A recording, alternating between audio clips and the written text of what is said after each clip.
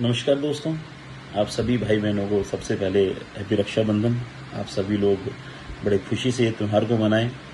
इसी त्यौहार से जुड़ी एक कहानी है जो कि हमारे इतिहास के पन्नों में कहीं दर्ज है, रानी कर्णावती और हुमायूं की। कहानी की शुरुआत करते हैं जब राणा सांगा चित्तौड़ के शासक थे जो एक्सपायर हो गए थे। तो उसके बाद गद्दी संभालने की बात थी, तो उनके बच्चे छोटे थे। तो वो शायद नहीं संभाल सकते थे, तो इसलिए रानी कर्णावती ने फैसला लिया कि वो खुद संभालेगी चित्तौड़ की गद्दी। बट चित्तौड़ के आसपास गुजरात के शासक बहादुर शाह की नजरें थी चित्तौड़ के ऊपर।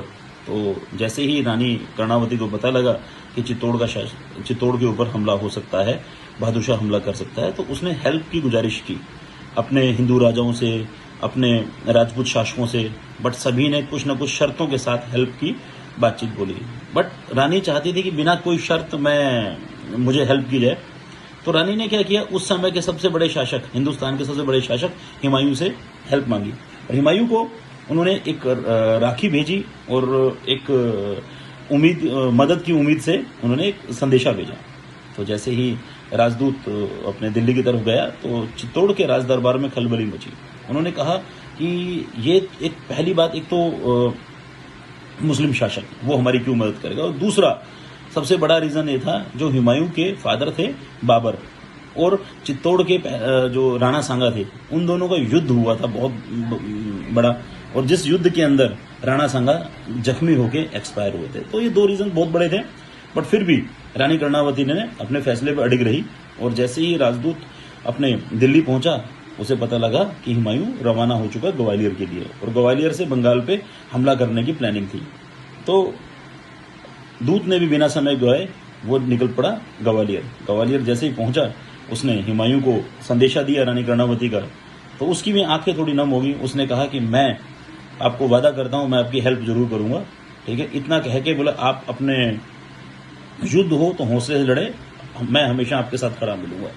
तो ये कह के हुमायूं ने अपनी आधी सेना को वापस दिल्ली रवाना कर दिया ताकि चित्तौड़ की तरफ कूच करे, और वो खुद भी कुछ दिन के बाद चल पड़ा वहां से। अब जैसे ही दूत पहुंचा चित्तौड़, इतने पता चलता है कि बहादुर शाह ने हमला कर दिया चित्तौड़ के ऊपर। अब चित्तौड़ की छोटी सेना थी, बहादुर शाह जफर की बहुत बड़ी सेना थी। कितने दिन टिक पाते। जैसे ही हार नजदीक दिखी, रानी कर्णावती ने जोहर कर लिया। 5 मार्च 1535 को जोहर कर लिया था, और उसके दोनों पुत्रों को, विक्रमादित्य और उदय को, बहादुर शाह ने बंदी बना के अपने साथ ले गया और बड़ा इजीली चित्तौड़ पे विजय हासिल की।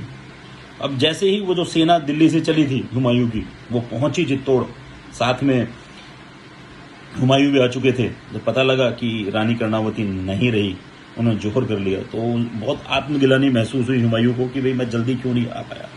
बट अगले ही पल उसकी खुशी ये रही कि उसके दोनों पुत्र विक्रमादित्य और उदय दोनों जिंदा हैं, उन्हें बंदी बना लिया था बहादुर शाह ने।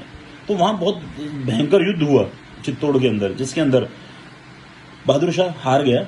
एंड हुमायूं ने उस राखी की लाज रखते हुए दोनों बच्चों को छुड़वाया, और विक्रमादित्य को, जो कर्णावती के पुत्र थे, उन्हें वहां का शासक घोषित किया, और हमेशा वादा किया कि कभी भी चित्तौड़ की तरफ कोई भी उंगली उठेगी तो हमेशा हुमायूं साथ देगा।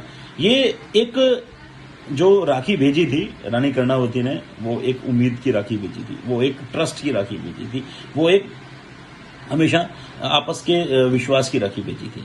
तो जिस विश्वास को हुमायूं ने निभाया, और ऐसे ही आज का दिन है जो है, हम भाई बहन तो है ही हैं जो आपस में रक्षाबंधन करते हैं। हम एक प्रण ये भी ले सकते हैं कि मेरे दोस्त के ऊपर, मेरे पार्टनर के ऊपर, या मेरे किसी भी बिजनेस पार्टनर हुआ, दोस्त हुआ, या कोई भी ऐसा शख्स हुआ जिसको हम बहुत ज्यादा लाइक करते हैं, उस पर कभी भी कोई दिक्कत आएगी तो हम उसके लिए खड़े रहेंगे हमेशा।